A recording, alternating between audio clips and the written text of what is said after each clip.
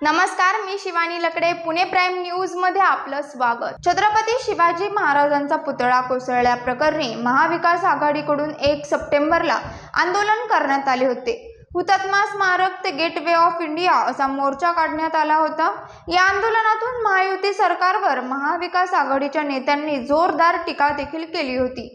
महाविकास आघाडीच्या आंदोलनाला उत्तर देताना काँग्रेसने छत्रपती शिवाजी महाराजांचा अपमान केला आहे. छत्रपती शिवाजी महाराजांनी सुरत लुटली नव्हती, मात्र काँग्रेसने ते लोकांना इतके वर्ष शिकवले असा दावा उपमुख्यमंत्री देवेंद्र फडणवीस यांनी केला आहे.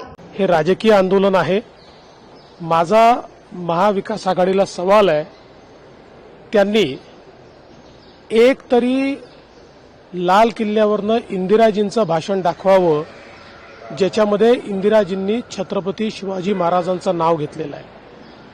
महाविकास आघाडीने याचे उत्तर दिलं पाहिजे की नेहरूजींनी छत्रपती शिवाजी महाराजांच्या बद्दल त्यांच्या डिस्कव्हरी ऑफ इंडियामध्ये जे लिहिलं त्याबद्दल महाविकास आघाडी माफी मागणार आहे का?